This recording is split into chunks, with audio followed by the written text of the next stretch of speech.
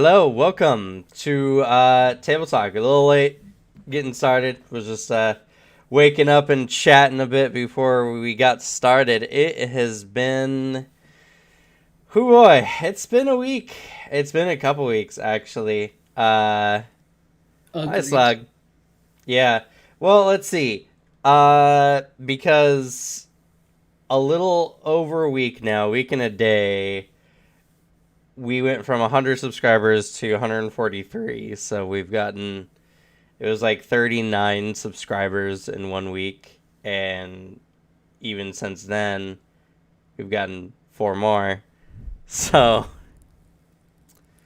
hey, thank you, Puny Puff, for the follow. I really appreciate it.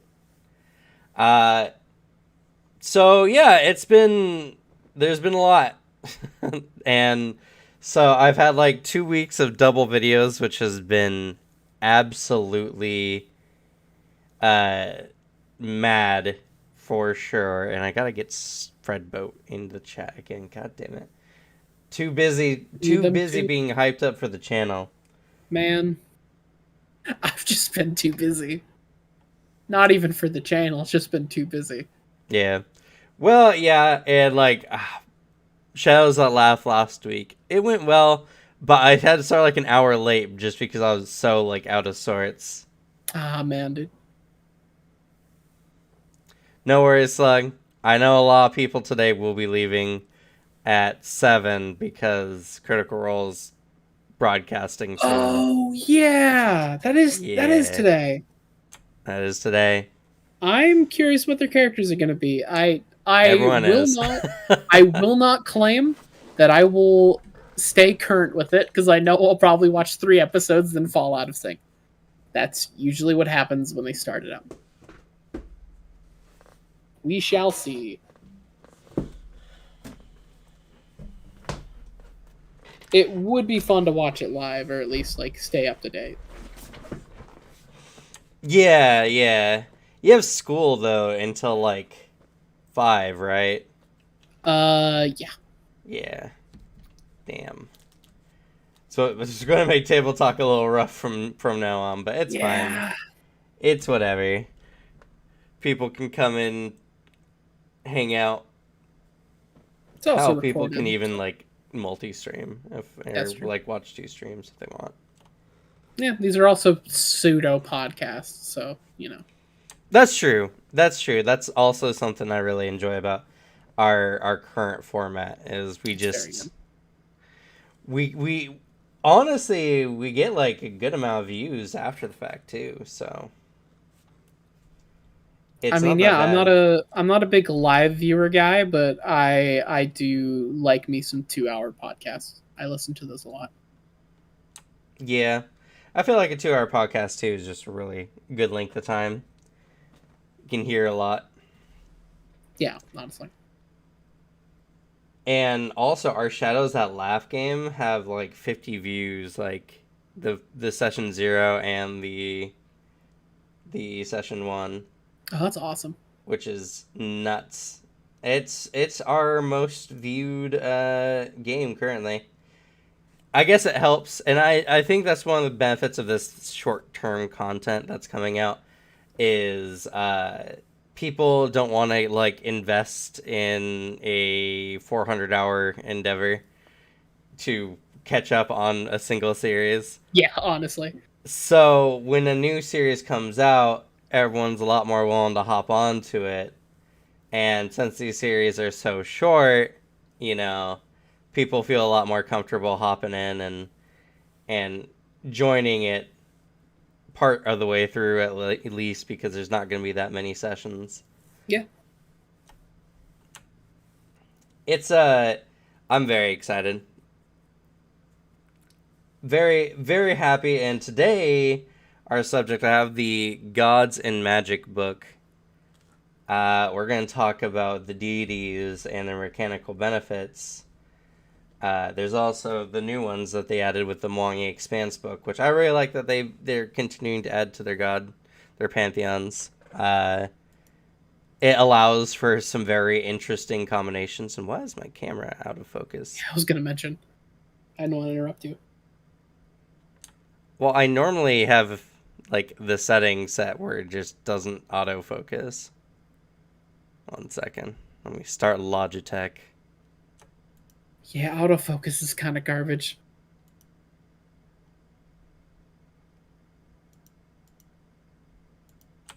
There you go. Weird.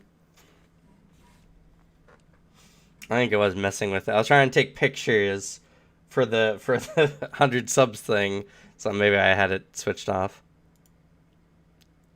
Let's see here.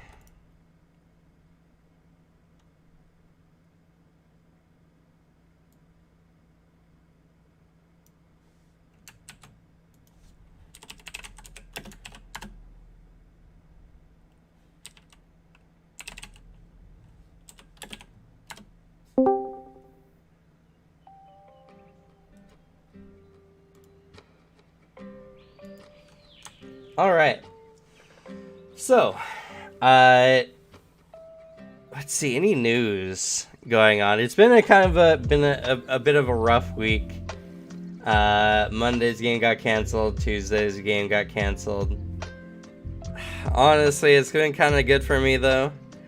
I have been running myself ragged. I'll tell you, the last couple weeks. Oof. So having an extra 2 days off to not worry about anything was really nice. I'm glad I could give you that then, because it was a shame to call out, but oh my god, I don't know why. I just felt like I was gonna throw up like all day. Yeah, I mean, Tuesday was my fault because Devin and I were playing with Slug and Booter for some Gloomhaven at nice. like early in the morning. We played until like 10 a.m., 11 a.m. Oh god. And then I tried to sleep like the 5 hours until the session. And I would just had like too much junk food or something. I was having some terrible like waking nightmares from then to when the game started. And I was like, well, I got a collective like 2 hours of sleep and I feel like shit. So I'm gonna call this one off. And apparently Slug was also like passed out till 5. So Fair. It was just like everyone I think was pretty trash after what happens. So no regrets. No regrets. Yeah.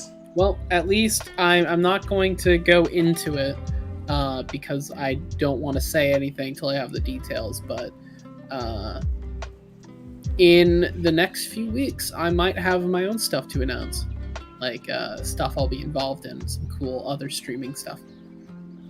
Yeah, that'll be exciting. I will get into it once I have more details. I guess other news. We're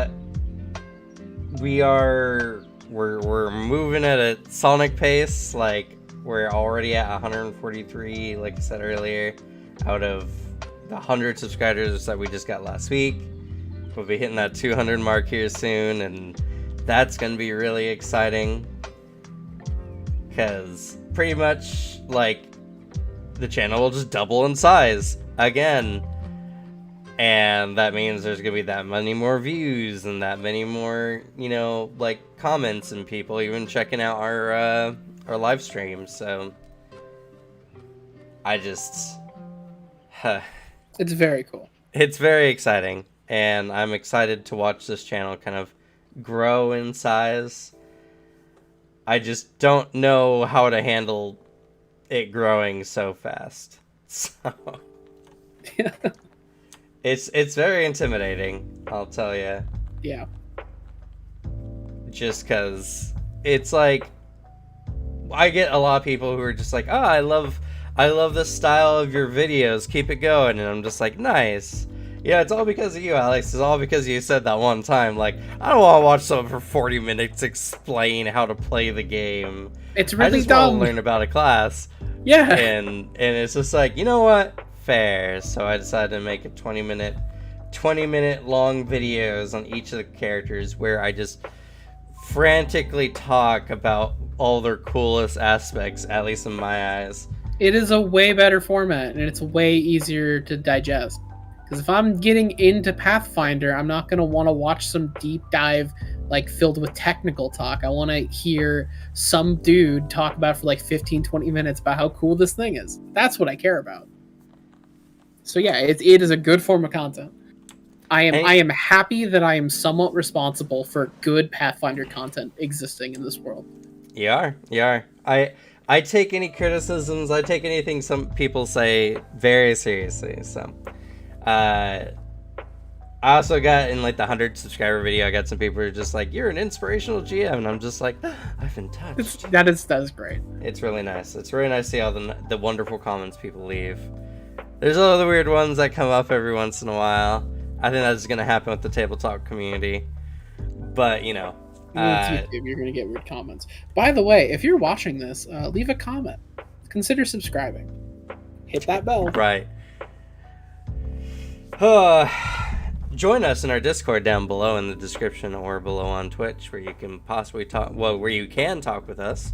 We're pretty active. At least I try to be pretty active in the Discord if anyone mentions anything. I'm usually too busy to like just post my own random stuff.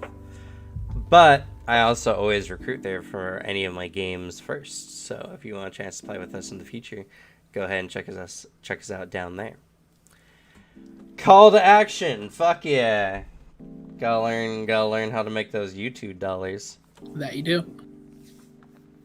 Even though I still need 857 more subscribers, but you know, Right around the corner. Right around the corner. It could be. Literally that's the problem. tomorrow. Not tomorrow, but it could be. That's one of the scary things about it. Is just like, it's like, oh, you take a month to get to 100, and then another month to get to 200, and then another month to get to 400, and then you're just like, it's been 5 months, and I'm already over 1,000. That would be very scary. But alright, I think enough about that. It's always, I just enjoy appreciating like every small step we take. Like 100 subs is nothing on YouTube nowadays. Even people who aren't fucking trying on the platform get 100 subscribers. But I want to make sure that I appreciate every step that we take with the community and everyone who's here as well. Because, I feel like getting too big ahead just because you have some fast growth spurts is not going to lead to anything good. Yeah. And it's just, you know, it's hard work. I want to appreciate all the hard work I put in as well. But, oh god. There's a lot. And Pathfinder's in such a good place right now. Like, people who are just hopping into the game have so much to dig their teeth into and to make their characters on. Like, we're getting damn near the point where you can just come up with a character concept, any kind of character idea, and you can just make that character in Pathfinder. It's very helpful. It always is a shame when you're playing any tabletop system and you're like, I have this character idea. Then you just learn that, like, you just learn, like, man, I can't do it. I've had that in 5e, a good amount. Not to bash it, but I've had that happen, and it's very nice to see Pathfinder kind of take that step. That's true. Yeah. I mean, to be fair, like I always tell people, 5e is a different kind of game. 5e is more about telling a good narrative and not worrying about the rules as much. Like, what 5e can do that Pathfinder could never do is a new DM could come into Pathfinder and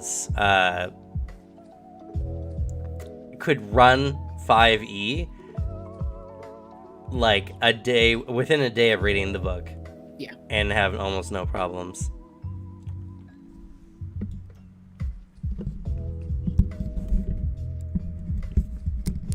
But We ain't here to bash on 5e today. Not today. Not today.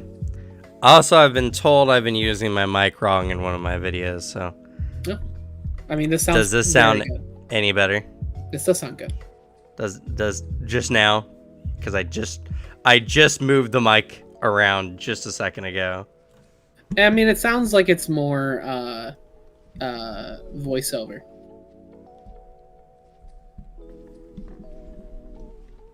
Oh, let's hope that works.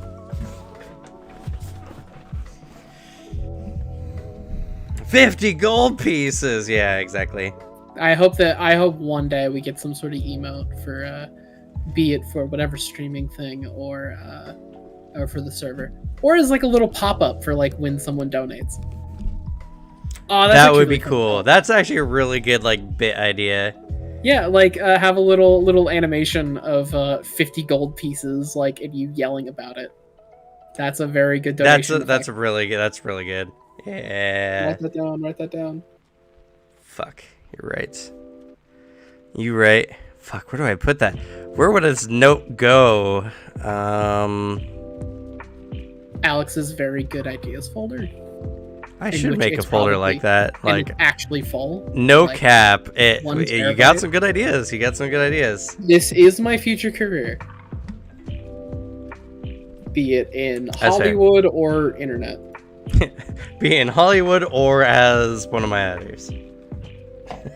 Yeah, I mean, I've said for a good while that there's a very good chance that instead of going, like, working in Hollywood or, like, whatever other film industry, I just do freelance work on the internet, like, for streamers and YouTubers. So, like, yeah.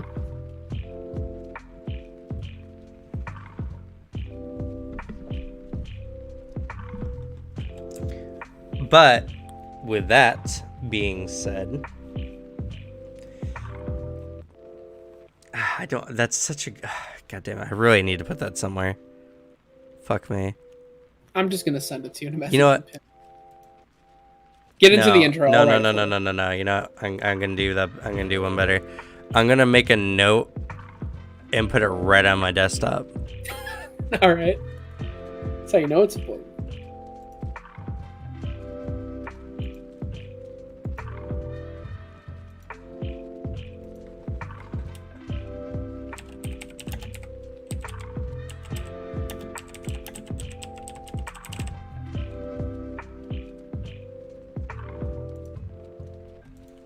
Oh wait, do I have sticky notes?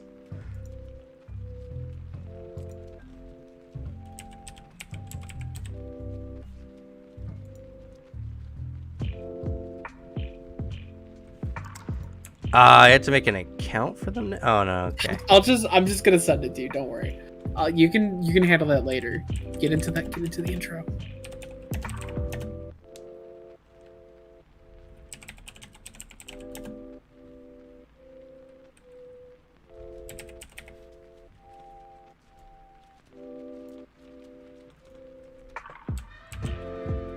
Okay, it's on a sticky note on my desktop. It's a really fucking good idea.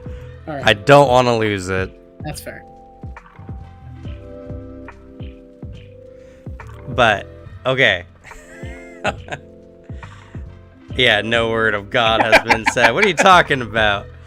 I am God. That's the table talk appeal. So, gods, they're a thing. I actually really do like the cover art for Pathfinder, and it probably doesn't show up super well here. I'm gonna show everyone on stream, but there's a picture of, this is actually the picture of the Starstone, which is an Absalom. And this is what gives people, like, divine power. It's what gave Aridin, like, the human god, his abilities. And it's been the reason why Absalom has been one of the most sieged cities in the world. Because people want to get in and take the Starstone for itself. And they say, you know, the Starstone Chapel is like this massive test. Mechanically or in game lore wise, I have it where the Starstone Chapel is a level 20 personal dungeon where each character gets their own unique take on it, and no matter if you enter with friends or whatever, you always have to take it by yourself. And then those are really fun. Like, yeah, that type of dungeon. It's a really, really interesting, and actually on the cover as well, I'll show you guys again. There are 3 characters. There's Caden Callion, there's Amadea, and then there's Norgruber. And these are actually 3 confirmed cases of individuals who have somehow snuck into the Starstone Chapel. Amadea actually, and I might be saying her name wrong. Like, I'm pretty sure I am. But anyway, the Inheritor is one of her monikers. She actually took it with Eridan's like permission, because she was like at first his herald, and then she took it to gain divine power with his blessing.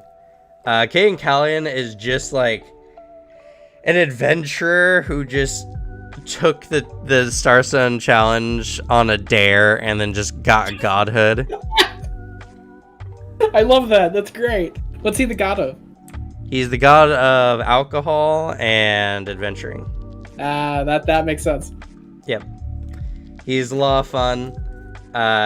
He doesn't have a lot of clerics, but there are some that are often like bartenders. That's cool. And then there's Norgruber, and no one knows when he did it or how he did it. They just know that he got in there, and suddenly there was this unknown entity that is now the god of murder and assassins. Sounds like the god of murder and assassins. Exactly. So, and Norgruber is actually really interesting because anyone who tries to draw Norgruber's appearance, the picture always happens where the face gets like blotted out. Oh, that's super cool. That's very SCP. I'm into that. Yeah, and it's just like one of the many things that the gods do. So, one of the many, many interesting things about this system and how they run their gods is, one, if you are playing a cleric, and this, I think the whole point of this video is specifically, or this table talk, I just want to get more people invested in actually declaring what deities they have on their character sheets, even if they're not a cleric or champion, because the gods are incredibly interesting. This world has known god figures, and it's a known fact that your prayers get to them, and they might just help you out. Like, and not only that, but a lot of them are just like people, you know, who've now ascended beyond that. But there's also other entities that have godlike powers. It's just something that I feel like we live in a very like interesting time where a lot more people are becoming atheists or agnostic, and we don't really have that urge to do like god worship or anything. So whenever it appears in games, it's always just one of those like meh, you know. I know so many people who play clerics who just don't actually have any reverence for their god. I did that. You're one of the problems. Yeah. But like the gods are actually, at least in Pathfinder, like really cool. And like I said, gods have mechanical benefits and things that they like add or bring to the game. So let's look at Caden Callion, for instance. Yeah, his moniker's the Accidental God. He's the god of ale, bravery, freedom, and wine. This book is really cool. It tells you what realm they exist in, what their allies are amongst the other gods, what their enemies are. Each of the gods have... Oh, dog barking outside. Each of the gods have... Does this book actually not have... That's so weird. It doesn't have their, like, what their anathema is or anything. Interesting. That is actually really weird. I guess because it released on launch with the book series. There's other ones in here where it does have those.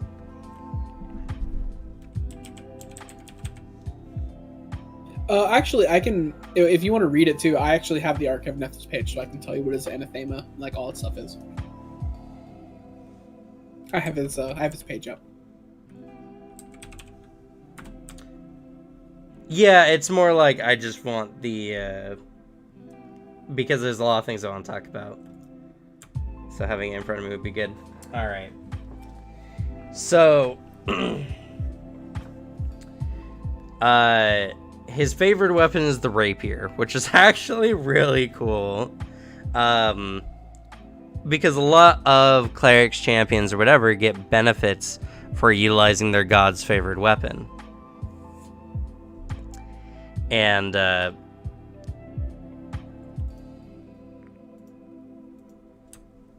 having a martial weapon as your favorite weapon is pretty good.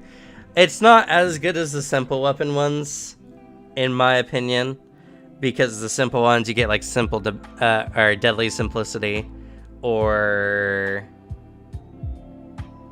I forget what the champions version is called. I made a video on it too. It's in my champion notes, but like they get an ability where all simple weapons bump their damage up by 1 step. To be fair, that mostly just makes them like on par with normal weapons from that category anyway. But favored weapons add a lot of interesting things to the game, especially if you have a character that gets benefits from using that weapon. I think also there's feats in the game where you can gain access to your god's favored weapon and become trained in it, which you could pick up with other classes as well. I've seen that one a lot, yeah. Yeah, something very interesting if you're playing like a wizard, for instance, that doesn't have access to certain weapons. Champions automatically get trained in their weapon, even if it's an uncommon weapon. So if you want to use like some of the gnomish weapons, there's gnomish gods that have them as their favorite weapon. Even if you're not a gnome, which is pretty cool. And they always have very interesting things. There's also... each god has several domains associated with them. Typically about like 4, give or take. And domains are really interesting for any character who wants to take from them. Especially characters like champions or clerics. They give you access to domain spells. And there's very strong and valid both champion and cleric builds that just focus on domain spells from their gods. And there's a lot of domain spells, and they're all really interesting. It's nuts. Like, you can spend a good while just scrolling through like all the domain spells you get from certain deities. It is. I don't even play cleric that much, like, or really ever. But I really like whenever a new book comes out, just seeing what new stuff they added for cleric. It's very fun. And not only that, but like classes like Oracle, they can, because every Oracle mystery has 2 domains associated with it. And then the Oracle can take a feat, I think it's called like domain access or something, where they pick a god that has one of those 2 domains, and they can learn that they can get access to their cleric spells Caden Callians, for instance, he uses Fleet Step, Touch of Idiocy, and Hallucination as his 3 cleric spells. Fitting. Yeah, and one of the cool things about the gods is they actually augment your character, like what you can select. As a cleric, you can get non-divine spells that count as divine for you because they're what your god does.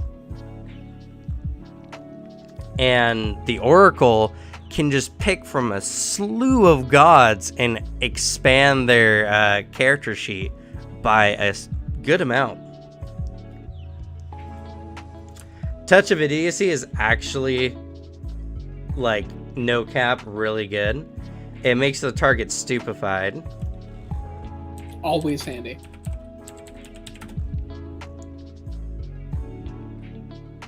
Oh yeah, stupefied 2. And then critical is stupefied 4.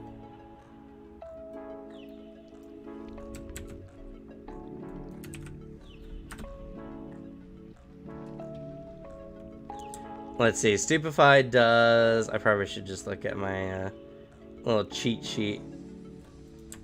Oh, well, whatever. You take a penalty to all intelligence, wisdom, or charisma-based checks and DCs, which means it dumps their will save, which is really terrible because Touch of Idiocy already requires a will save.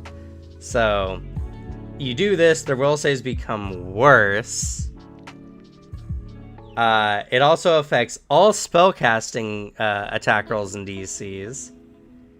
And if you attempt to cast any spells while it's stupefied, the spell is disrupted unless you make a DC 5 plus stupefied value flat check. Stupefied is actually really, really good. And just the ability to inflict that on a spellcaster, you might just make their spell not go off just by having it on.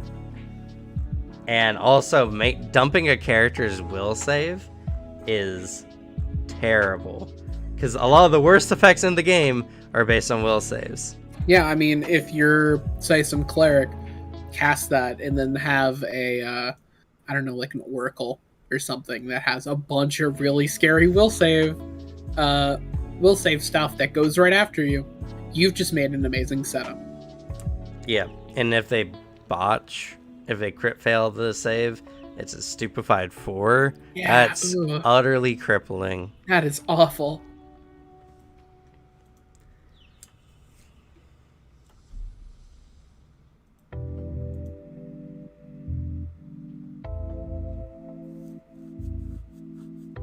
Also, I gotta say, I do really like Caden Callian's minor boon for the Divine Intercession. Yes, and that's actually what I wanted to speak about next, and that's actually what this book added, was the Divine Intercessions from many of the main gods, which is just the god kind of comes in and helps you out for whatever reason. Sometimes it's a very good one, in Caden's time, sometimes it's not. Sometimes it's just because he feels like it. It says right here, he just sometimes hands out his blessings and communicates his ire at seemingly random opportunities based on his drunken whims. Love the just kind of give you a curse if you fuck around with like a good party, he's gonna like minorly curse you. Yep. I love his minor boon. It's just you don't get hangover. It's you just so don't good. get a hangover. And if you get his ire, a lot of them, like major and minor, is, man, you're gonna have a rough time if you drink. Either as a minor, it's like you get really hungover, or if you really, really piss him off, it's hard for you to even enter a tavern. You get all negative effects of alcohol while someone's drinking it within 100 feet. Yep. Which is just super petty, and I love it. That's really dumb. I love it. Because the middle one, like the moderate, is like the actual, I'd say, really bad one. Because if you fuck up against like a fear check, that can have some serious things in a battle. But no, his major curse is just really fucking you up socially. Can't go out and hang out with your friends if they're going bar hopping. It's really good. And like all the gods have so much flavor, and the art in the books are actually really good. Like fucking Osmodeus here. I need to see this. Oop. Oh, that's so cool. That is really good.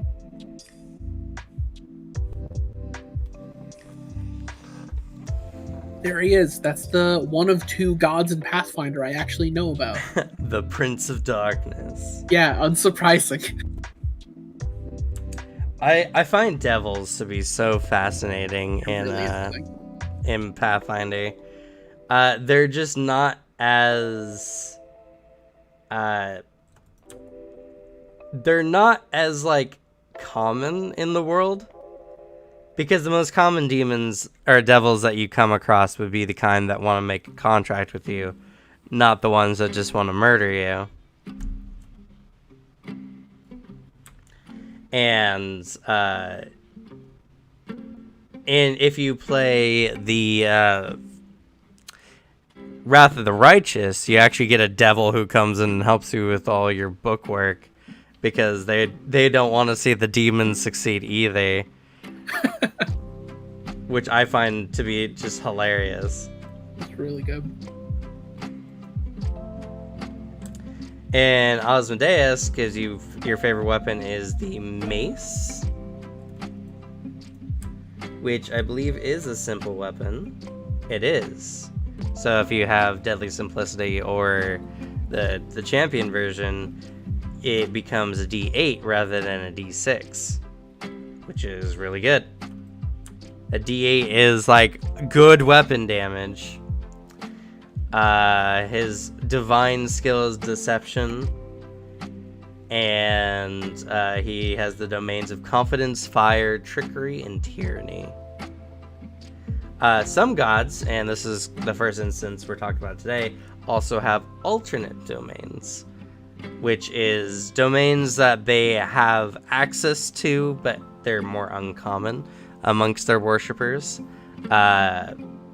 Asmodeus has duty and glyph, as he's the god of contracts.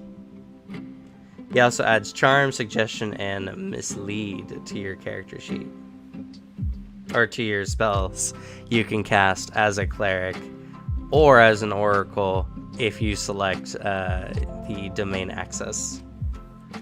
So there's already like a lot of interesting things. We know the gods can hop in on your behalf when certain events happen. You can get boons, blessings from them, all that kind of stuff. Mechanically, they can help improve certain weapons. They also can give you access to certain kind of focus spells. And like one of the things I really like about it as well, it's so easy to take multi-class dedication things dedicated to domain spells, and it can enhance your character far beyond what you would think it could. On our Friday game, we have a character named Gale. He's a oh god, what's it? The dark people. Fetchling. He's a fetchling gunslinger. And we were looking over some stuff, and he's like, "Oh, Shadowcaster sounds interesting." He's like, I can't take Shadowcaster. I don't have access to casting." So I was looking over the character sheet, and I was like, well, if we tweak some things here and there, and it was after the first session, so I didn't mind him changing some things on this character sheet. He ended up taking the cleric dedication at level 2, which gave him access to, we picked the darkness, he actually doesn't know what god he prays to.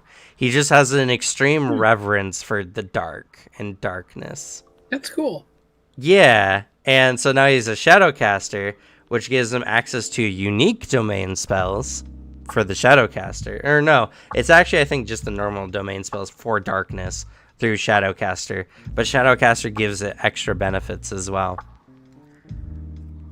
And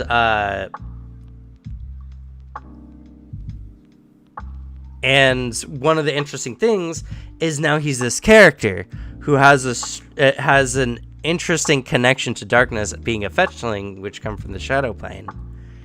And now he's going to not only be a badass gunslinger, misting monkeys with a single shot, as we saw last time, he also is just going to have cool shadow powers given to him from some unknown deity.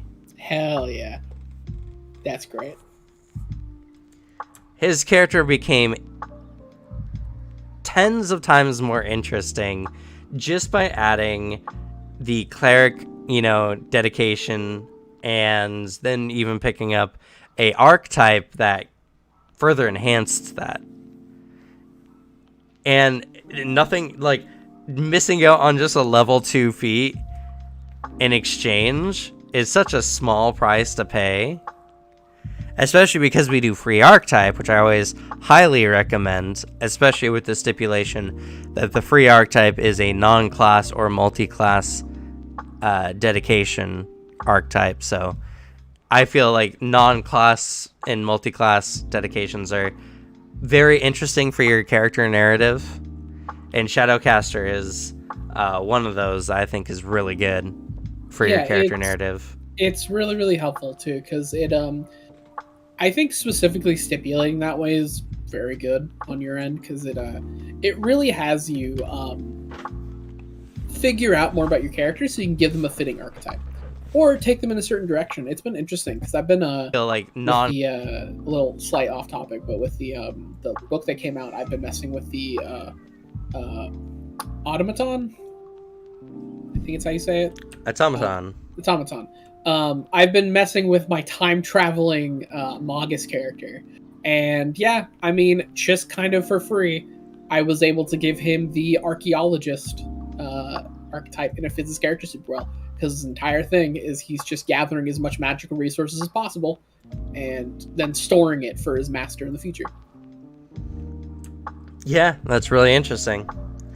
And they have a list of gods that are incredibly interesting, that add so much to the game in a lot of ways. Lamashtu, I think, is an incredibly interesting god. The Mother of Monsters, praised by gnolls, goblins, and all kinds of people who have like extreme dysmorphic tendencies, like dysmorphia is like a legitimate thing, and having a god that kind of represents that, I think, is very solid for the game system in general, even though it doesn't get played up nearly enough. But for people who just hate their bodies, Lamashtu is an outlet for some of them, even though she's generally considered an evil god. People go to her for all kinds of reasons, She can be seen as like some anodyne for someone who's gone through like a terrible, like failed pregnancy, for instance. Like if you play any of the games, you'll find that a lot of people actually pray to her for like very legitimate, not evil things, because she can hopefully offer some kind of, supplication for it, some like some kind of effect or some kind of thing, maybe even give you your baby back, who knows, Nethys is interesting. I think Nethys was very hardcore designed just to represent the neutral aspects of magic, being a literal mad god who, upon seeing the reality of existence, like Nethys saw all information, learned everything in the universe at once, and nearly died from the experience, actually becoming the god of magic during the process of being incinerated by the knowledge that he learned. Oh my god. That's And so really cool. half of his body is ashen and burnt and crumbling, and the other half of it is normal. And it's very interesting. It's a very interesting like story of someone who, in the process of dying, became a god because they did something that no one else could. And Nethys is really good. My cleric art for the cleric video that I posted is actually a cleric of Nethys, which I really like, and it's a god with a black-white motif, which is a really great motif in anything, really. But I feel like Nethys is also just very much designed to be like, magic's good or bad. It's not, the magic itself is neutral. Magic is just a tool. People make it good or bad. Yeah. It's honestly one of the more interesting, like, gods of magic I've seen. Like, reading That's through true. the lore. Mystra is a boring ass god, I'll tell you. Which one is that? Mystra? She's the Forgotten Realms god of magic. Yeah. Which Mystra, or a variety of myth or mist type names, because she's died like 7 times now. She's always a narrative hook, and that's just what she is, unfortunately. Granted, her writing was mostly done in the 60s and 50s, so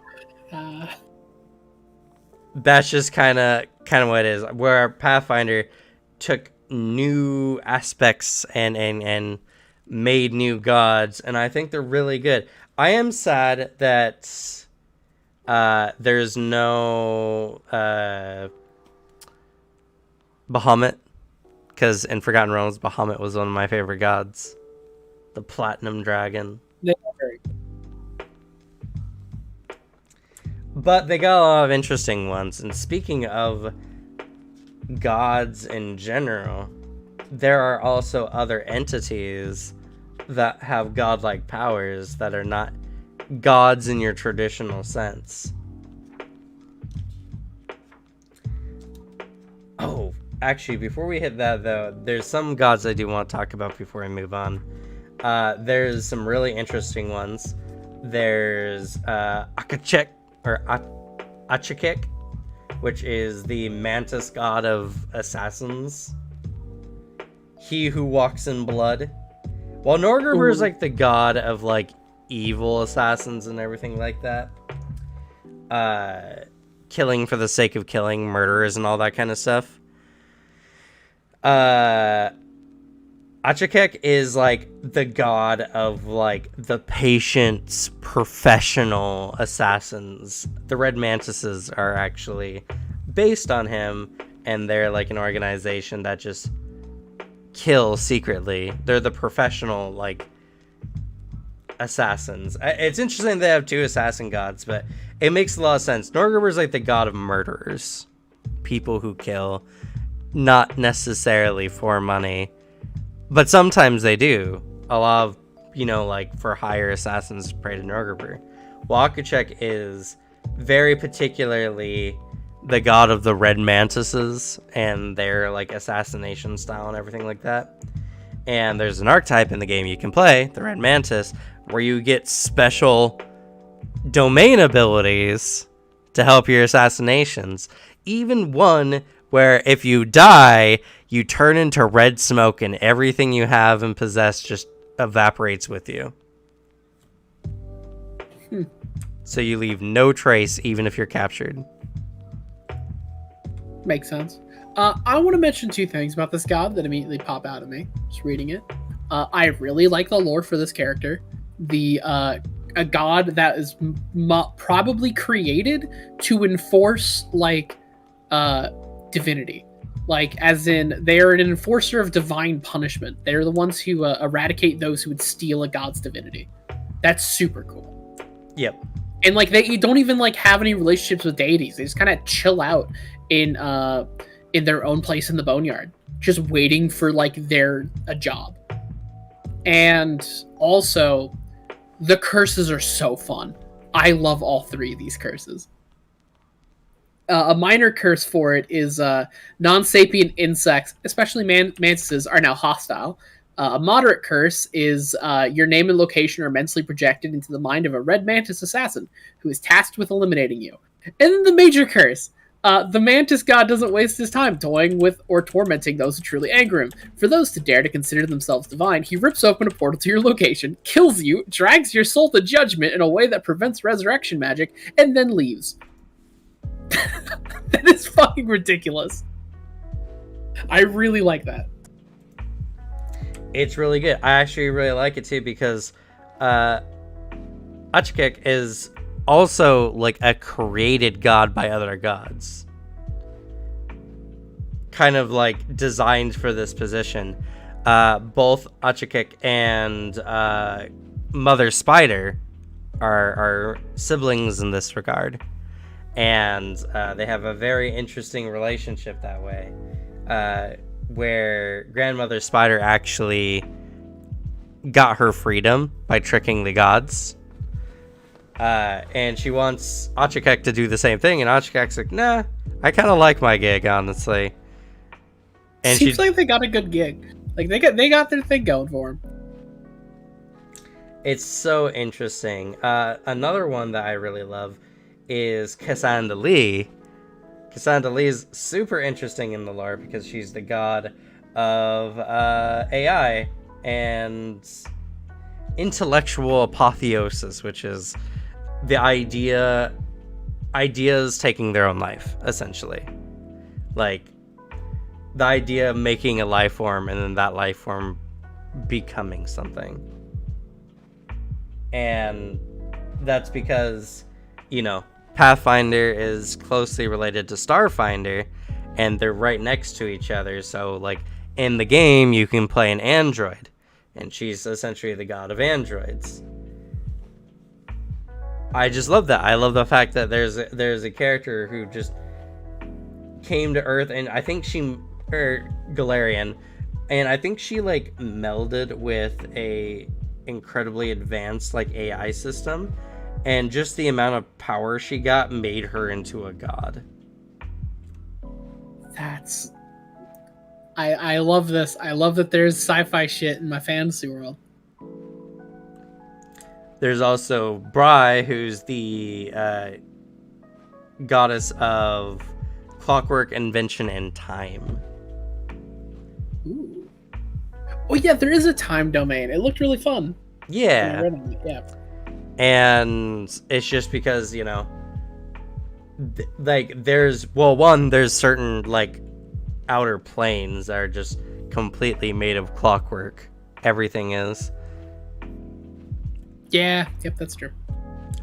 But yeah, they have all these super interesting gods. And then, there's even like a mosquito god. Galander, the Gossamer King, god of infection, insects, parasites, and stagnation. There's also the Conqueror Disgusting. Worm. Is that Revagug? No, it's just something called the Conqueror Worm from the Night of the Grey Death. Individual Conqueror Worms are lesser deities capable of granting spells to those who worship them. Often the Conqueror Worm's clerics are the only ones in its vast network of hidden agents and depraved cults with an inkling as to the true nature of the malevolent creature pulling the strings. And it's basically completely customizable to the DM. Interesting. Like while individual Conqueror Worms have different edicts, anathema, and favorite weapons benefiting their personalities, the following is common among the Conqueror Worms. You have an immediate plot hook here. Like immediate plot. Like, here's your cult, create your own god. Yep. That's really cool. That's a cool one. One more from and technically I'm reading a lot from the lesser gods. Because gods have certain like hierarchies or whatever. There's like the core, and then a lot of the ones I'm reading now are like the lesser gods. They're still gods. They're just not like as powerful as like Norgerber, for instance. Or Caden Callion, actually, strangely enough. But there's Noctula, the Redeemer Queen. She was actually a succubus, and she got redemption, no longer wanting to be a demon. And she used to be the patron of assassins, succubi, and she was a demon lord beforehand, but she wanted to get hey Flame Loud, welcome. She wanted redemption, and so she's actually like actively working in the world now.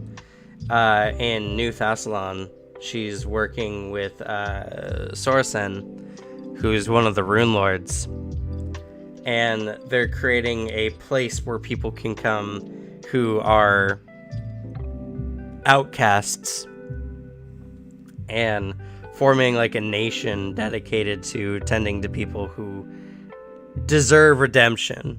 Oh, that's cool.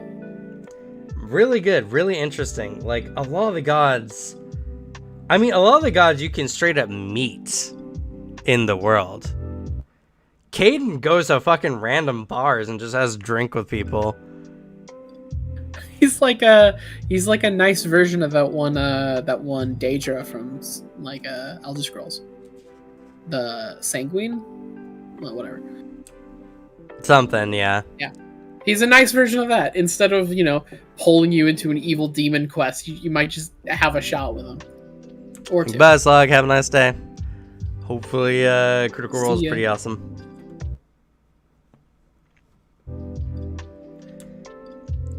But yeah, so many of the gods add a ton to your story and your narrative. And the one thing I really like about Pathfinder is characters with godlike powers are not specifically always gods. There's archdevils and queens of the night. I think they start at 7, don't they? Or did they move it now? Well, as Slug comes back, we'll find out. But they have the archdevils, like Memon, Dispater, Beelzebub. They have the demon lords, like Tree Razor, Baphomet, Nurgle. I like that most of these names I actually do recognize from like biblically considered demon names. Like that. Yep. That's actually like some parts of the Christian canon. It's very cool.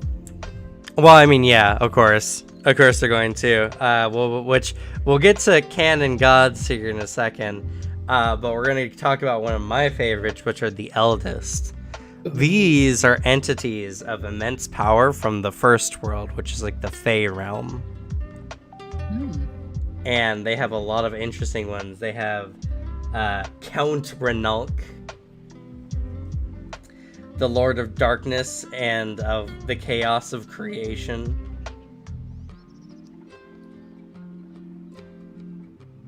He was cast out by the other Eldest and given the title of the Traitor. He's now kind of like this ambiguous figure floating between deific realms. That's really cool. There's the Lantern King, which sounds really badass. I love that name. Most often appears as a floating ball of light surrounded by runes that form a delicate crown. The eldest of laughter, mischief, and transformation. Oh, that's so cool.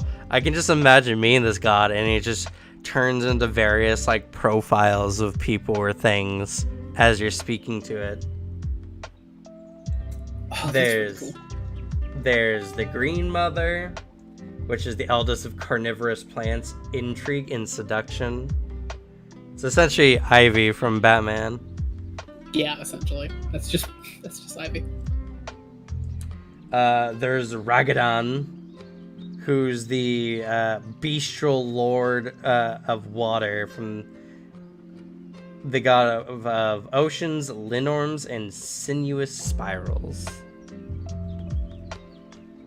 Which I always love any kind of deep underworld or underwater god kind of stuff. It's a very creepy and fun aesthetic. It doesn't come up too often, so I'm happy there's a god that actually has that. Yeah. And these are just Fae that have gotten so powerful that they've just now claimed domains in the first world. Super interesting. There's elemental lords from each of the various elemental planes, which were just elementals who gained such immense power that they've claimed complete dominion. In fact, Ranginori, which is the benevolent elemental lord of air, is a fucking giant dragon lion. Oh.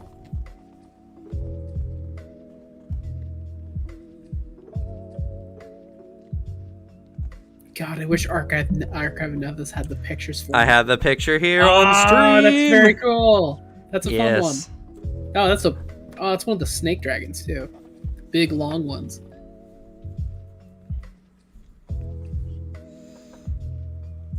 And not only that, there is the Imperial Lords. And the Imperial Lords I find super interesting. I'm so sad that they don't show up more in the games or in the lore or whatever. The Imperial Lords are essentially the opposite of devils. They're gods of absolute good. Oh.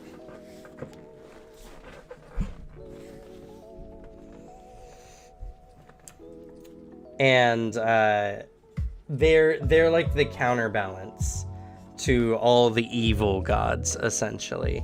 Because that's one of the interesting things about the lore that people don't really understand or don't think about. While some gods are good, like Sarenrae or Amadea or whatever, they are not gods of good. They're gods that have good qualities, making them good. The Imperial Lords are gods of goodness. Entities that completely like counterbalance the demon and devil lords. Makes sense. And I really wish they would use a lot of these more. I absolutely love them. They even have the 4 horsemen. Yeah, I was looking at that. That is... it's very cool. Which are essentially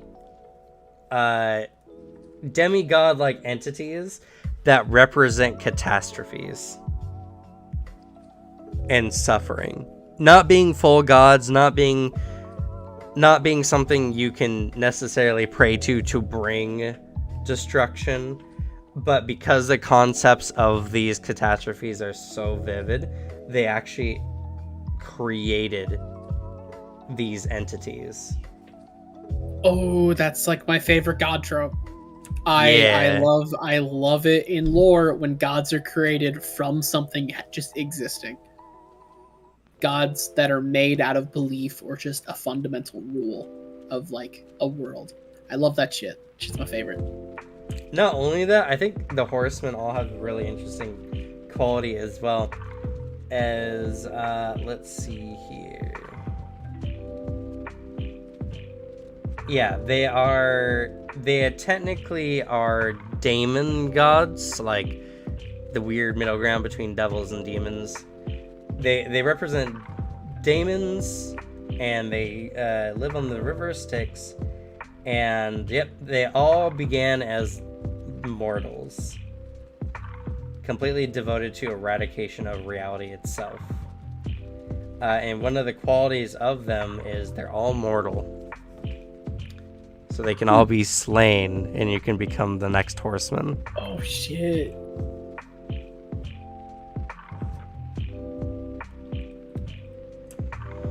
Then there's the Monitor demigods, which are essentially badass beasts, like magical beasts or whatever, that have become godlike in power.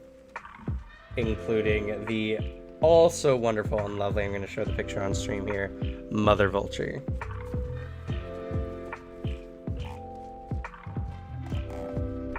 Wait for it. Oh, Jesus. Oh, that's disturbing. I really like that. That is creepy. She usually appears as a blind young woman in her natural form. The Flesh Eater is an enormous bloated creature with 4 wings and 2 long necks topped with masked heads and gaping maws. Mother Vulture reflects the dualistic process of decay. She is a vicious killer whose feast stains the ground, representing the death inherent in decay, but also a thoughtful mother, representing the new life that can take root in the fertile soil left in the wake of destruction.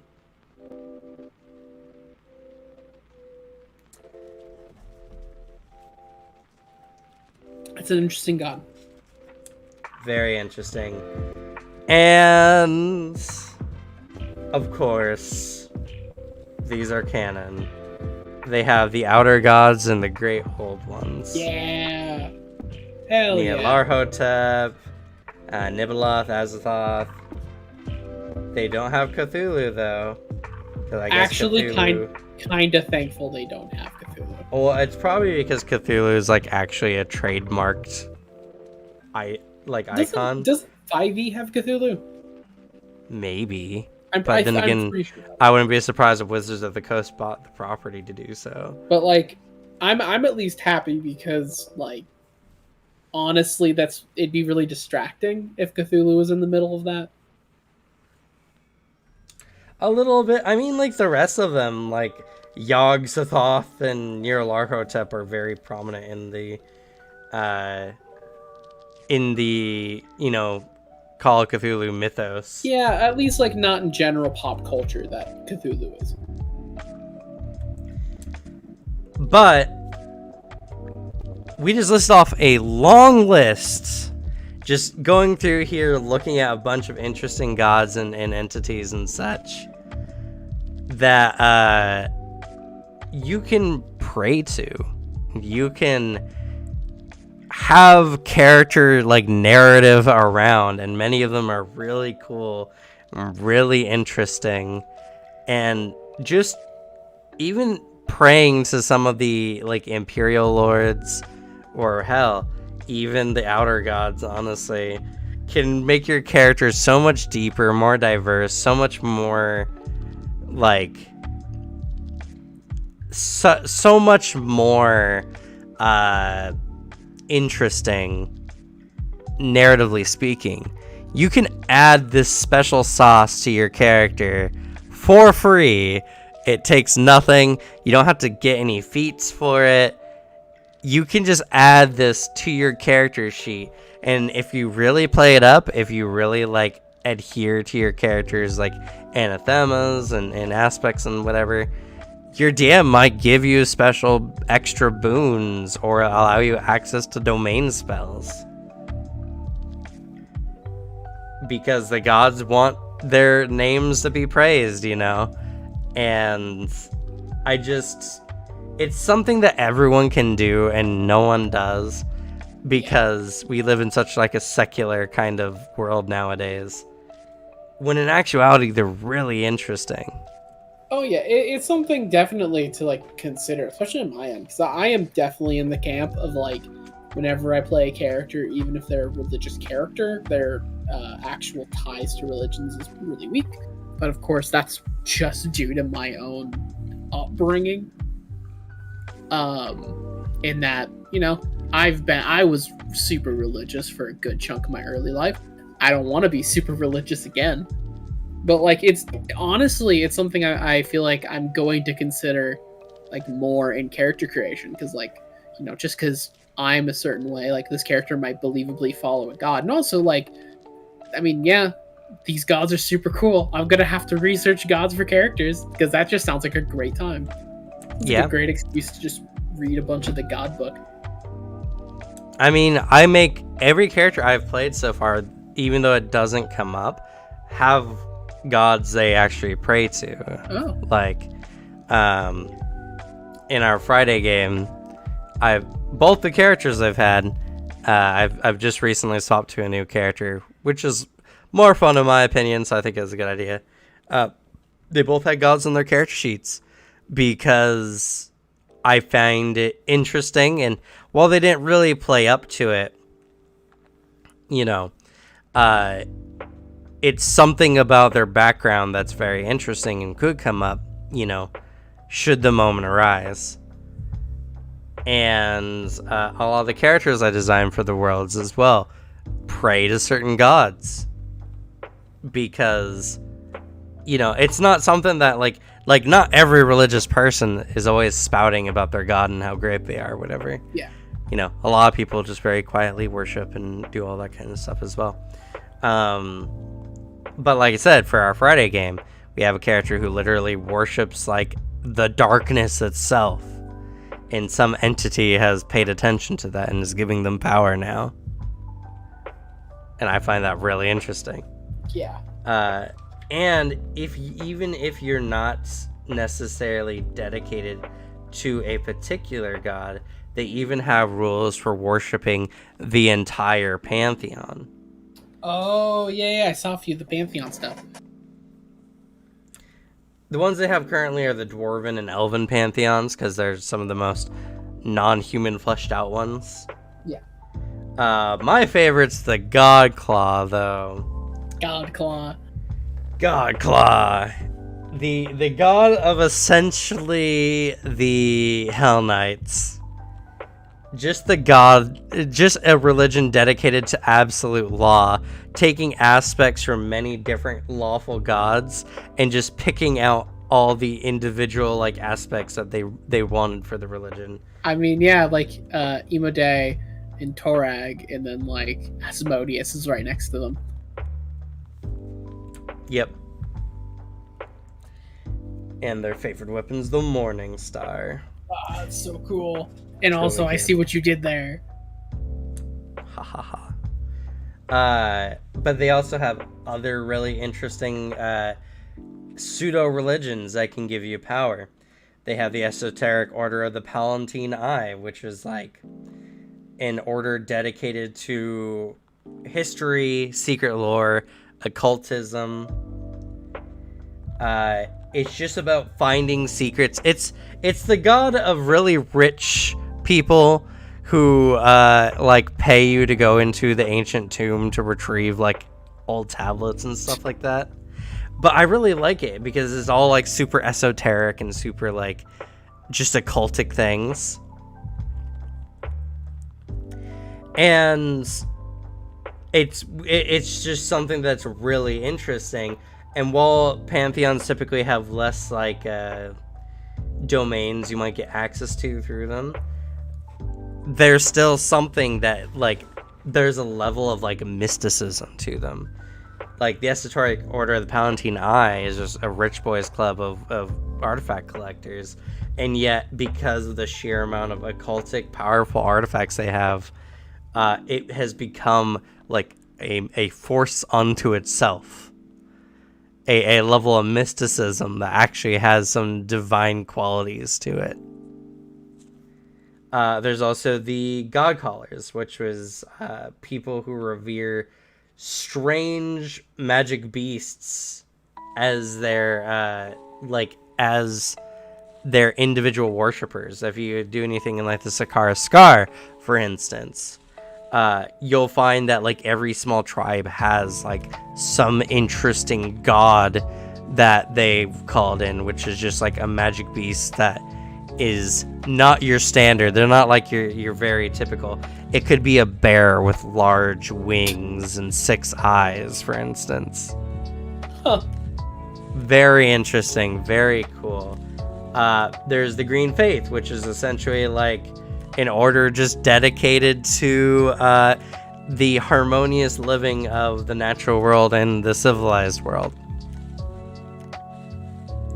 There's the Laws of Mortality, which is just those who dedicate their religious and mysticism to the ephemeralness of life itself. They don't praise for Pharasma, who's like the goddess of death and you know, sorting souls. They worship the time between life and death. That is the second god I know the lore of. Because Pharasma's very common, yeah. I had my character Bishop. Bishop was raised by Pharasma, and he kind of, well, if once he found out that's who did it, he would have started worshiping them.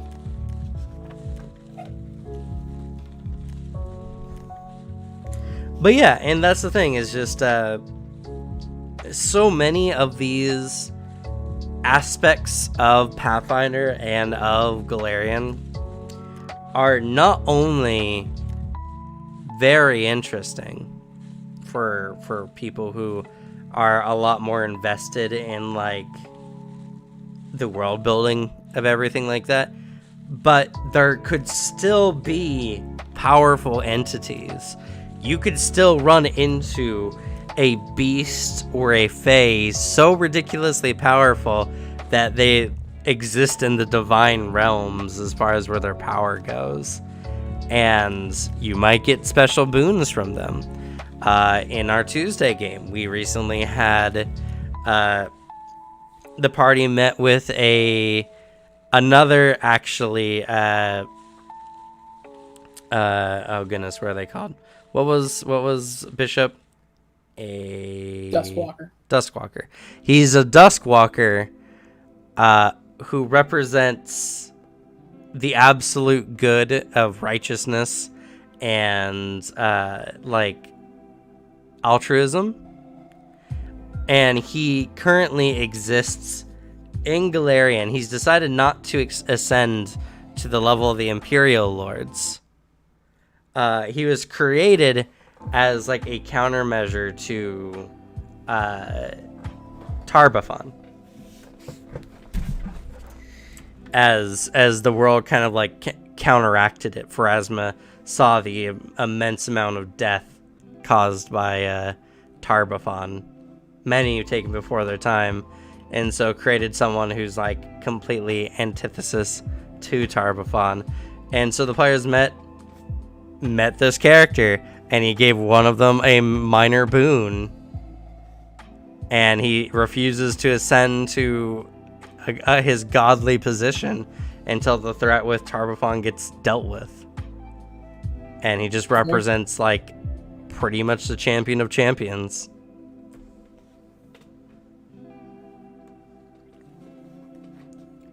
God, there really are a lot of really cool opportunities, like for just character creation, like regardless of how you want to affect it. Because yeah, I mean, already a god that doesn't want to ascend to that rank until their work is done is a very cool character concept. Even like as an NPC, it's a super interesting character. Yeah. And the ironic thing about it is he's such a divine beacon of good that evil creatures can innately sense his presence when he approaches from days away, which prevents him from actually dealing with Tar-Baphon appropriately, because every time, like, he's attempted to raid Tar-Baphon several times, and anytime he gets like to his front door, Tar-Baphon just bamps out of there. Oh, poor dude. Can't get his work done. Nope, he can't. He's so good. Evil creatures innately just can sense him. And so anytime he's like trying to approach any like major like faction that Tar-Baphon is using, they just recognize the threat and they get out of the way, and they just teleport or do whatever. And he's just a champion. Like, he can fly, he can go like a pretty decent speed, but he can't teleport. And even if he could teleport, the second he arrives, everyone knows it. Though, is he aware of this? Like, at least this fault? Yes. Wow. That's actually, he's currently roving the Deadlands right now, or the Gravelands, just trying to do as much good as he can, whatever he can to just disrupt Tarbathon, even if it's just by spooking everyone out of the way. He's currently sitting, actually, the players regained a very strong, like a stronghold in the Gravelands, and so he's currently sitting there making sure it doesn't get taken in the meantime. But that's like the most he can do currently. Like, his divine presence is so strong that he literally instantly exorcises any undead within miles of his position that are below a certain level. Bishop would have loved him. Yeah, Braden got to meet him. Braden's actually the one who got his boon, actually. Fitting. But yeah, and it's like, it's such an interesting story. He's got such immense power, but due to that, he cannot do his job. Literally the epitome of the paladin who can't sneak up on anyone. Yeah. And like, why would Tarbathon fight someone completely and antithetical to him? Yeah, there's no reason for him not to just book it. Yeah. I mean, worst case scenario, Dorian is the name of this character. Would just go and like maybe like break all his stuff, but like Tarbathon doesn't fucking care. And he's a high level magic caster. He can just fix anything that Dorian could break anyway. Like, he and Dalen actually attempted to... Dalen bamped him to Tarbathon's doorstep, essentially. And the two of them ran up to go fight Tarbathon. And Tarbathon just bamped out before they could even do anything. Yeah. So, no matter what happens, Dorian just literally cannot fight Tarbathon. In the greatest of ironies. And that's just great narrative storytelling there. Yeah. You know? That is a very like that suits the theme of like divine will and divine creation really well. Like that type of story. Yep. Especially because it's just like they both counter each other in very interesting ways. Essentially, Dorian is just there to make sure that Tarbathon doesn't do anything too serious. Yeah. Like, if Tarbathon decided to take, like, a very important city, Dorian could just take it back. But Dorian could never actually stop Tarbathon from taking another city. Just makes his life harder. Yep. And this can be done in so many ways. You can make up your own gods. Give them your own domains, their own favored weapons. You know, add cleric spells to your cleric spell list. And another thing as well, even just a powerful entity giving a domain spell to a character who's not innately like a domain caster can be really good. Because domain spells are actually really solid. I really need to like go into the domain spells because I have yet to play a character that's really invested in it, so I am not fully aware of like how crazy it goes. I know some of the sorcerer like fiend ones, but that's like the most I know. Well, like, here's a good example of one that doesn't even require you to be really a spellcaster to get the best benefit out of. It's called Agile Feat. It's from the Domain of Travel. You cast it, which it only requires somatic components, so you don't have to verbalize the spell. It gives you a 5-foot status bonus for that round to your speed, and you ignore difficult terrain. As a part of casting it, it's a 1-action cast. When you cast it, you can also stride or step. All so right. it makes you literally just faster with no penalty. You're not even wasting an action. If you just want to go fast and you're trying to get somewhere fast, you pop this and you just go fast. Yeah. And nothing can stop you. That's really cool. It's very handy.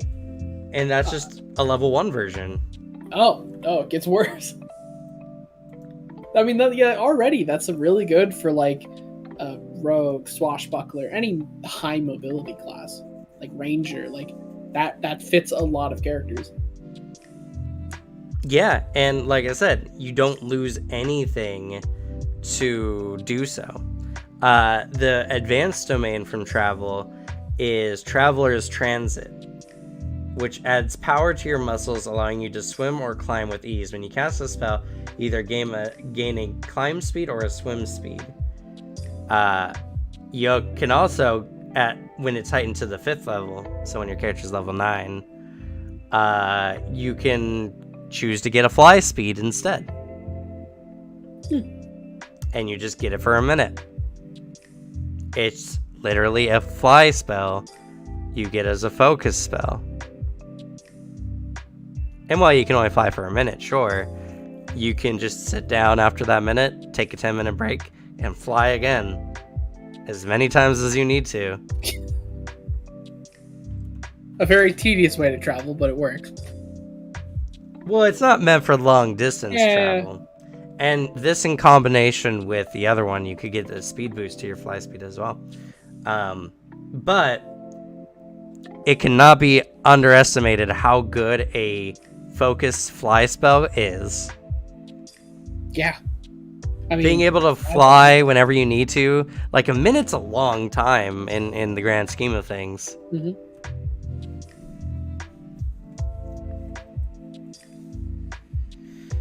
And there's all kinds of domain spells. One of my favorite domain spells is Fire Ray.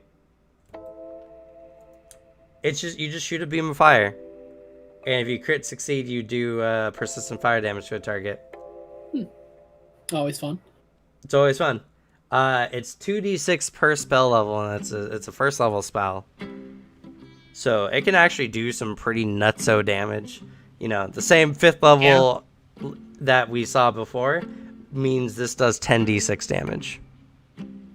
Oh, okay. 10d6 damage and 5d4 persistent fire damage as a focus spell. Every combat, you can just shoot a fucking laser beam. Yeah, why would you not want to do that? Like, it's really good. And the thing is you can have entities of significant power just give even non-spellcaster abilities like this.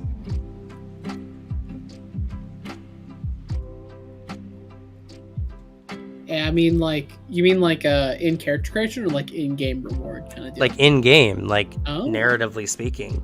Yeah, I mean, that's a great thing to give a character.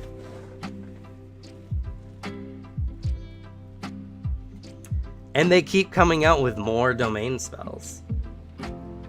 Like, as the game keeps going, it just more and more and more gets added to it. It's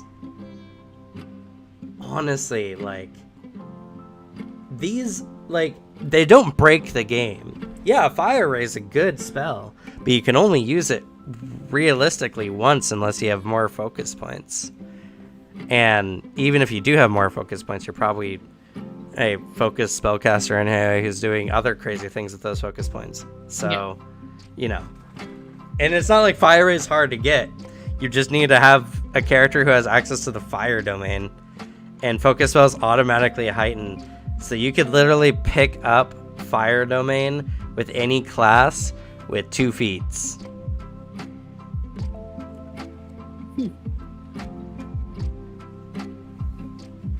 Yeah, and I mean, pyromancy's fun. That's great. And there's others. There's a ton that you can do. Vibrant Thorns is another one of my favorite ones.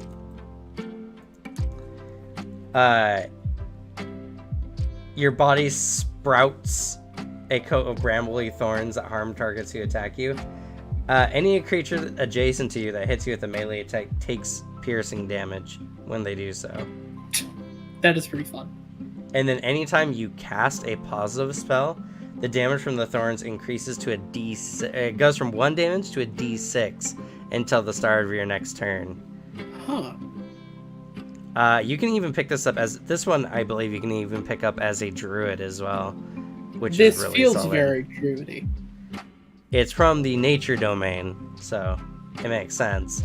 Yeah. But just think, you're a spellcaster, you're healing your party, they're like, ah, get the healer.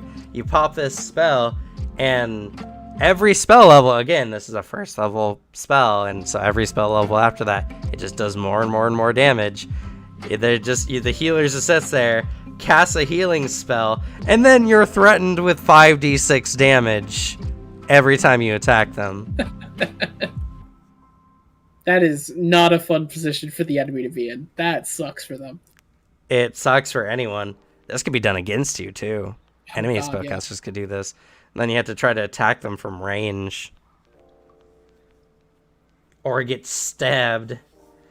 I love spells like this. I love all kinds of fun abilities.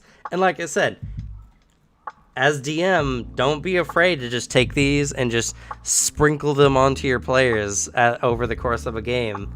Give them access to focus spells when they normally don't have access to them. You can make them innate spells for them so that you don't even give them the benefit of the cast a spell action if you're really worried about balancing concerns. And then you're literally giving your players extra tools to do something in combat, and they're very thematic. In fact, they're all based on certain themes. So, of course, they're very thematic for characters. You can very much add to a character's overall like aesthetic just by giving them access to some of these.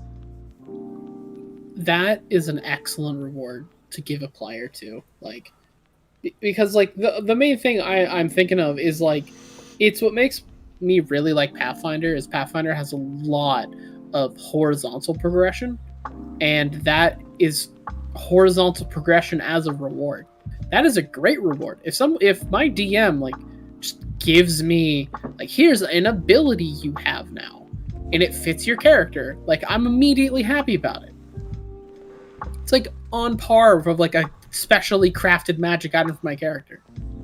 Because by design, the focus spells are super customizable to your character just by like the domain and theme you want. That's a great reward to give out. I hope that happens to one of my characters. Hope you give me a focus spell. Maybe. Here's another great one that it doesn't even need to be from a divine entity. If you have a character who has a mysterious source of power that they don't understand, and you really want to hammer in like how powerful they are innately that they necessarily don't have access to, Cry of Destruction is a great way to represent that. It's a focus spell. You create a big cone, your voice booms out in front of you, and creatures take sonic damage with a basic saving throw. And if you've already dealt damage to that enemy this turn that you cast the spell, it upgrades the damage from D8s to D12s. Whew. Just imagine a character just having a moment where they're just becoming overcome by like power or some other kind of force. Their mind could be getting like infiltrated by an outer god or elder god, you know, like Azathoth. And they manage to push it out, but an influence of the god remains, and they now have this destructive quality.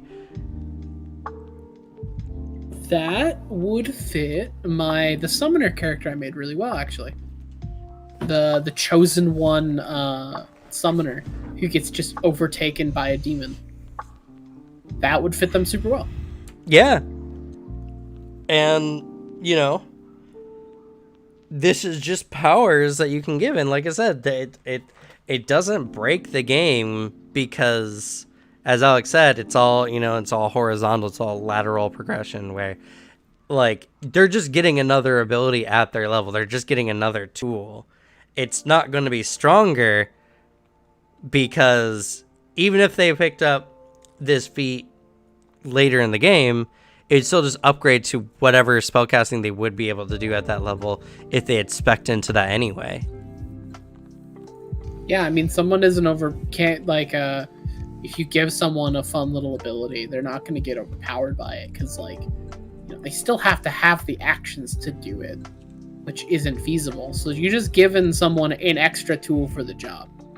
It's the exact same argument of why I claim that in 5e, every single character should have like access to expertise. It is just another way to handle a problem. It doesn't break your shit. It just, gives you more tools. I mean, personally, I think expertise is just really good for giving characters reliability, which is very lacking in 5th edition when it comes to your rolls. I can't. There's just so many characters I see who just struggle to make a 15 on their roll because, even with a +7 to proficiency and everything, which is a pretty like high modifier, honestly. The highest like you could reasonably get if you have a character with a 20 and is level 5, that's +8, but whatever. You could still not make a 15 if you roll under a 7, which is like less than 50%, sure, but under a 7 is still a 30% chance of not rolling it. Yeah. Which is nuts. And this is coming from a character who is not only considered the apex of a particular attribute, but is also like generally getting on as an adventurer, And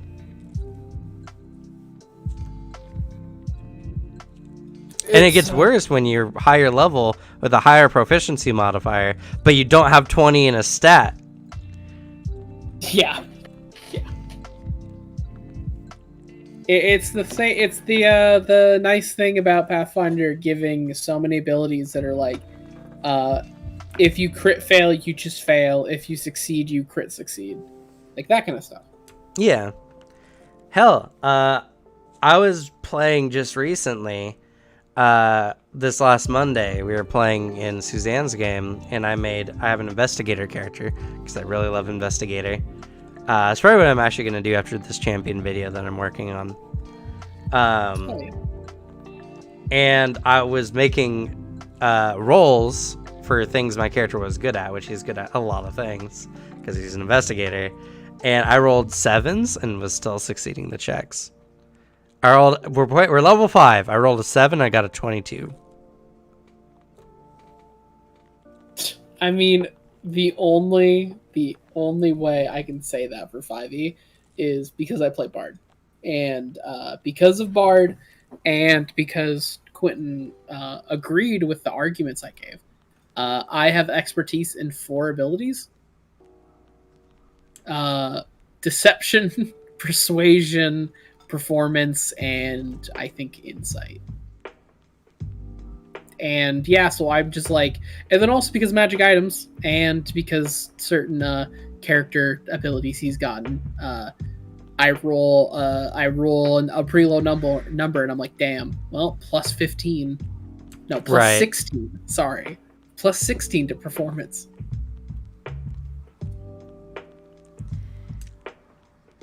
So, like, gods do not necessarily mean worship in this game. A godly character can just exist. You can just run into godly characters if the DM sees fit and get boons from them, access to domains as we just talked about here. You might even be able to find like ancient artifacts that while you wield it in a hand, you gain access to like a domain spell. Because that item like represents like that aspect for that god, that domain for that god. And which makes sense. Yeah. And you can make it where they're like a wand. You can use it once a day, but it's still like an extra tool that you can have. And just think you're playing like an archaeologist character. You're playing, whatever, and you dive into this tomb and you pick up like this weird scarab, and you get attacked and you like reflexively put your hands over your face, and they start drying up because the scarab gives you access to what's it called? There's one that can like pull all of the moisture from someone. There's a force dehydrate spell. That's really fun. Yes. And horrifying, like, if described well. It's very brutal.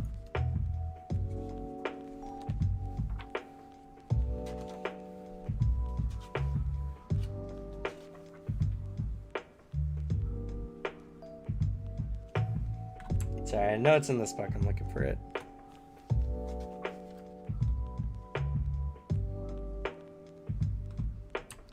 Parch.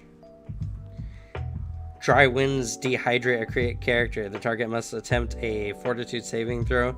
If used with a creature with a water trait, or a creature made primarily of liquid, such as oozes, the creature uses the outcome of 1 degree success worse than the result. Creatures who contain no significant moisture, such as earth elementals, are immune. If they succeed the check, they get a -1 status penalty to checks and DCs for 1 round. Oof. If they fail the check, they get this penalty for a minute.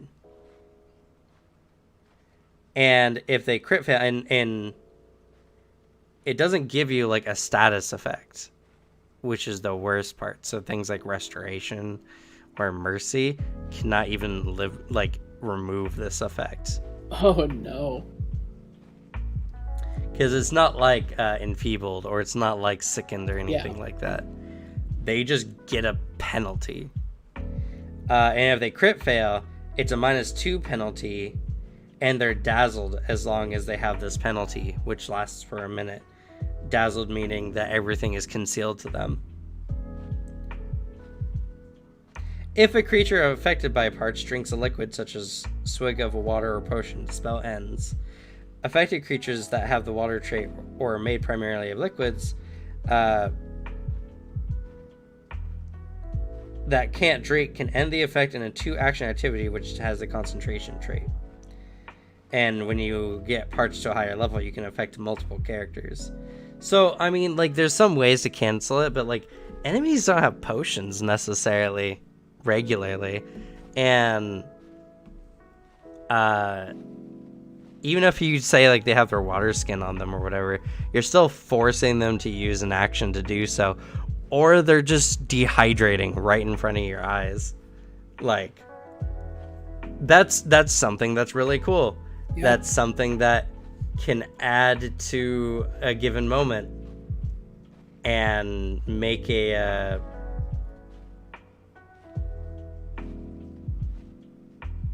weird.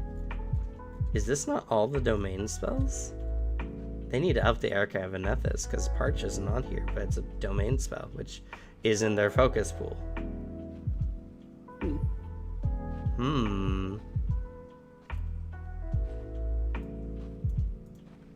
Is there another list of even more focus spells? A secret bigger list.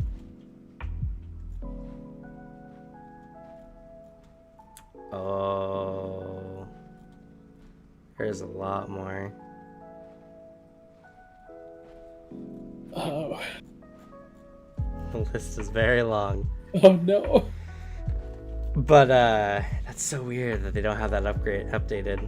I guess they just haven't thought about it. Because they added new domains with some of the books. Unfortunately, you can't like separate them out either. That's lame. But alright. Well, in any regard, there's a lot. There's a lot you can do that can really alter how the players act, what they do, all kinds of fun stuff. Yeah. I'm really gonna have to like read through that list now. Like just see what catches my eye. There's a bunch. Some of them I mentioned in the cleric video, but now I feel bad about the cleric video, which did really well because there were more spells I could have pulled from to possibly hype them up even further. I mean, you could always pull a page out of one of my favorite YouTubers, CGP Grey, make an addendum video. Maybe once I get further along with all the other ones, but like. Yeah, like, there's the swarm domain, which wasn't added. Ooh. Where you can get a swarm form. That's cool. Oh, like in Wrath of the Righteous. Yeah. With swarm sense. You sense where swarms are.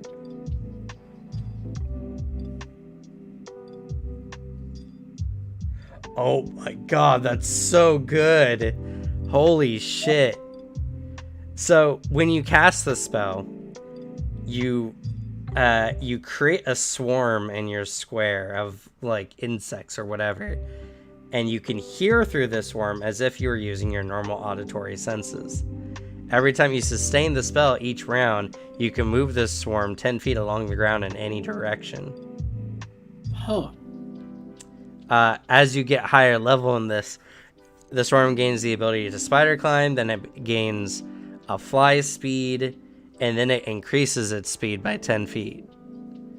So literally, you can sit there and be like, they're having their meeting in there, and your weird-ass, freaky swarm character could just be like, leave it to me, and a bunch of spiders just start crawling out from underneath their clothing and crawling into the room where the secret meeting is happening, and they can listen into the meeting.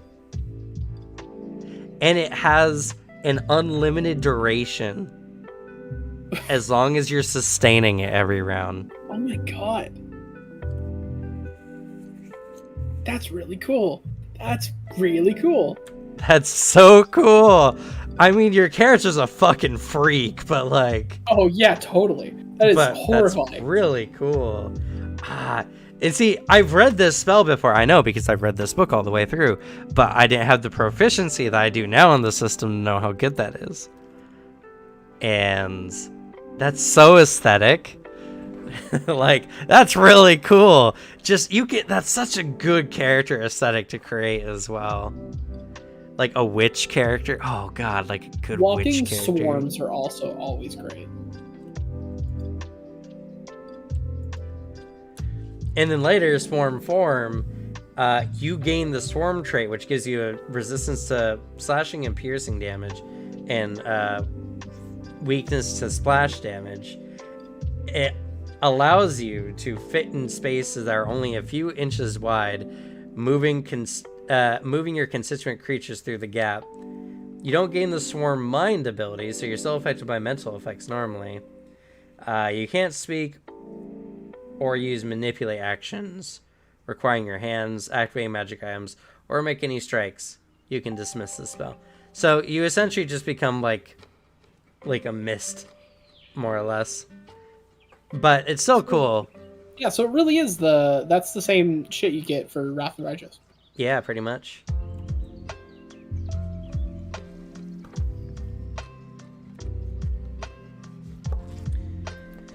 Here's another one that's really cool, Pulse of the City. You tap into the zeitgeist of the nearest settlement in range, which is 25 miles. You learn the name of the settlement, and you can utter a special word to learn a brief summary of one significant event happening in the settlement. Choose one of the following words, which indicates the type of people involved with the type of event you want to learn about. You can ask about wardens, which is the city's guards, barristers, and judges. You can learn about titles, which is nobles and politicians. And you can learn about the masses, which is the common folk and merchants. When you're uttering your word, you can exclude events you already know about, and whether you know about them from this spell or from other experiences. If you cast this again within 24 hours, you can say echo instead of another word to gain an update on the event you learned from the last time you cast the spell. Oh my god. An assassin with this ability would be nuts. That would be like any information gathering character. Because it has a range of 25 miles. Fucking a cult with this would be nuts. Yeah. You could be sitting there outside the gate, like ready to charge into the city, and you can just like use this spell and ask about the wardens, and it's just like, the guards are fighting off a large creature on the northern side of the settlement. And you're like, all right, it's time to move, you know. That'd be that, you know, because that now I really need to just read through every single one, because like if you just told me like what was that ability called? Pulse of the City. If you were just like, yeah, Pulse of the City, I'd be like, that sounds really lame. But like reading through it and like hearing what it actually can do, no, that's really cool. That's a cool ability. Like there's so many of these kinds of spells and abilities in the game that just make it more interesting, that just make it, you know, like there's just more you can pick up. And like we've been saying this whole time, your character praying to gods can give you these abilities no matter what like class you're playing, you know. Your DM has every reason to and should reward you for playing a pious character. Oh yeah. So say your prayers, kids. Right. Or even just running into high-powered mystical beings, you know, getting boons, being forced to follow anathema in exchange for powers. Like in old traditional Irish like folklore, one of the things that the Tuatha did was they would impose a gesh on a character, on a Cuchulainn or all those kind of heroes, and in exchange for the gesh, which essentially sets like an anathema on them, where if they commit certain acts they lose their abilities or die in Irish mythology, but in exchange they get ridiculous power. Fucking Cuchulainn had access to Rheostrad, which just turned him into a fucking monster. Like, he turned into a bestial, dog-faced looking individual who could take 50 men in combat.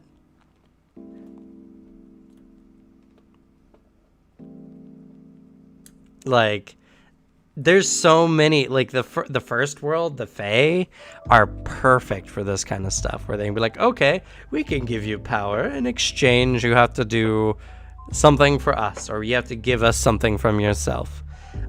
In the Tuesday game, again, Dalen's party needed help from Fae of the first world to do something, which hasn't been explained yet. And he had to give up his name. And everyone forgot his name, even his parents. He only got his name back after his friend, who is a high-level wizard, used the wish spell. And even then, it wasn't even complete. Not everyone didn't remember his name. Now he could just like tell people they're his name. Now he just tells people his name, but like there's this confusion. The parties run into it every so often. He's named Evil Eater Fallon, the Emerald-Eyed Mage. He has all kinds of different monikers and names, and talking to people gets really confusing because no one remembers his actual name. And people who do learn his name still struggle to remember it because he used Fallon, which was the name that he ended up picking up for like 50 years. Oh my god, yeah, that's true. I remember like talking about like, oh yeah, we're from this guy, and they're like, what? Yeah. What are you talking about? Exactly. Oh my god, yeah. You know, one of his greatest mistakes, or one of his greatest regrets, was his parents died not remembering his name. Oh. You know, but isn't that great narrative storytelling? Yeah, dude, like that gives so much. Like I love that concept because like I remember I've read through the story of Kukulkan. Like that whole concept of like you get power, but in exchange you just can't do this one thing. Like, it's really fun. It's a cool thing, and in tabletop, having to actually play through that is really cool. Like Exactly. a lot of really fun narrative weight and uh, interesting little things for yeah, you can get this really cool ability, but gotta be careful with it. Yeah, imagine renaming your character halfway through your game too. Oh god, yeah. Like, it's one of the things that's just, there's so many great things you can do with powerful godlike entities, whether in the first world or this world or the outer planes, you know, whatever you're doing. And excuse me, like I said, mechanical benefits for worship and prayer, all kinds of really great things you can add to your games for free. Don't need to worry about, you know, you don't need to worry about overpowering the players or the game unless you're intentionally giving them a high level spell that they can't normally cast. Like, you just give them more tools. Free archetype is the same thing. My game doesn't feel broken and I use free archetype. You know? Yeah. I've pushed my players to the limit before. And, you know, like in a new slate, that very last fight, you guys are all pushed to the limit. You guys had free archetype stuff. You had a dagger that was way higher level than you guys were. Oh yeah. It did And work. We still struggled. Did help, and you did struggle, you know. Your DM can allow you to feel powerful and still challenge you at the same time. It's all about narrative flow and just the idea of giving powers to your players for committing weird, like, acts that kind of breach the rules of reality. I love. It really is super fun. It's, I mean, that's been the staple of this talk. Honestly, just this is a lot of cool shit. Pathfinder's really cool. Pathfinder's really cool. What a good system. You know, this stream may not have been as popular as some of the other ones where we're talking about actual like game mechanics stuff, but the people who didn't come here are missing out. Also, give it a few weeks when the people stop, like, you know, they'll do what I do. Watch a few like episodes or live stuff of Critical Role, then kind of just like lose track, and then like one missed episode turns to 5 to 10 to 20 to 100. Right. I want to use the restroom real quick. Just entertain them for like, no, dude, don't do seconds. This. Don't do this. I can't. I'm not gonna piss in my seat for you. You got to handle this. Oh, good lord. Oh no. Hey, chat. How's it hanging? No, actually, I do get that a lot, Flame. Most of my when I did DMing, I don't anymore. I realized pretty quickly that actually no. After a lot of self-reflection, I realized I just really hate it. Yeah, it's a lot of procrastination. Like, I'm gonna design this cool dungeon, and then you're just like, I'm not working on it. And you're just kind of, then it's like a few hours before the session, you're like, quick game design. I'll make up the cool shit on the spot. Yeah, I actually get that. I'm also not super into like actual play. It's fun. Oh no. Listen, the only thing I am in any way qualified to talk about to entertain is Warhammer, and I've made a pact with myself to not gush or rant about it constantly. I don't want to do that.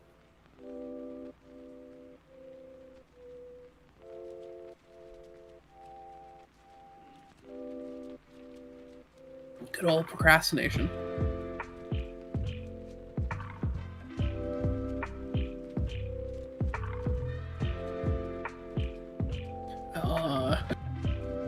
Cameron really you threw me out to the wolves here.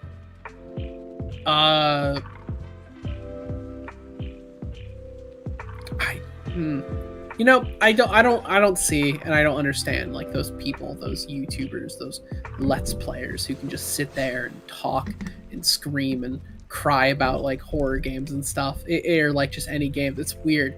I don't understand being able to speak into the void and have things to say. It's weird, right? It's very strange.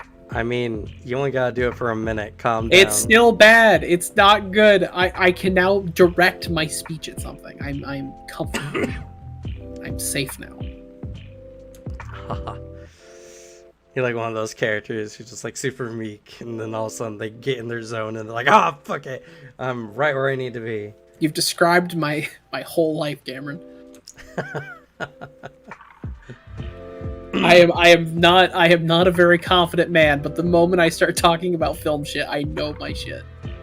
I know what I'm doing in that field. And yeah, and I mean, to be fair, for what Flamel has been saying, like,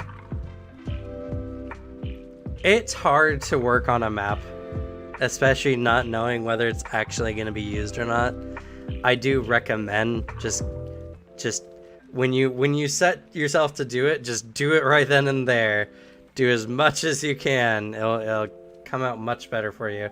I haven't done maps in so long. I've actually started purchasing maps just because I work so much better with freeform. For some things, I'll make a map, but like in general, I have just a bunch of general maps for the area the players are in, and I just swap in maps for things and tell stories based on what's on the map. Yeah, I mean, it works. It works pretty well.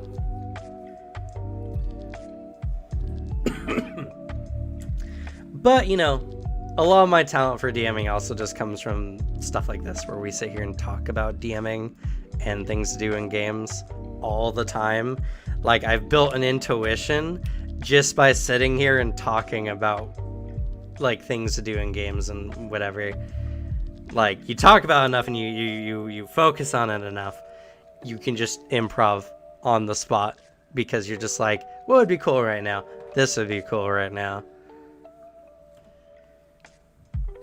Talk about it, write about it, like, write it down, read it, like, eventually it gets sucked in there, and then in the moment, your improv, like, brain will shoot some shit at you.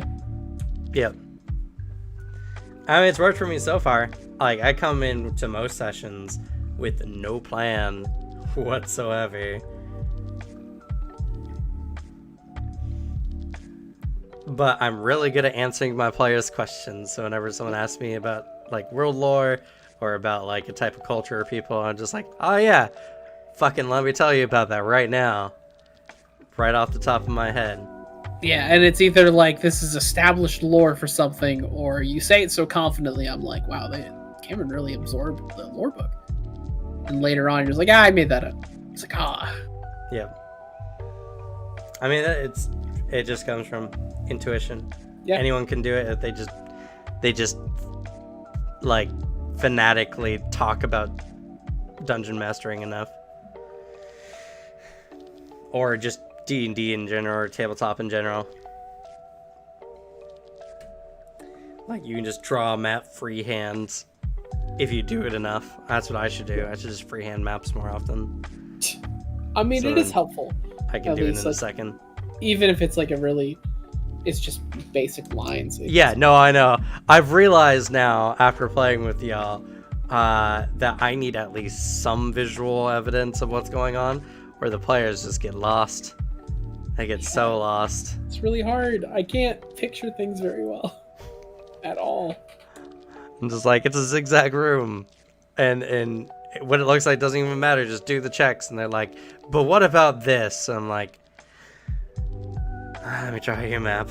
I need to, if I'm going to talk about what I'm doing, I need to know what I'm doing. Otherwise, I'll just repeatedly say, I'm making acrobatics. Yeah.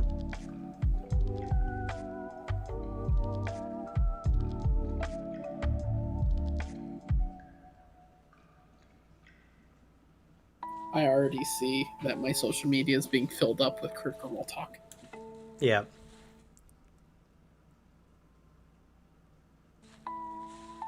Yeah, and I mean that's fair.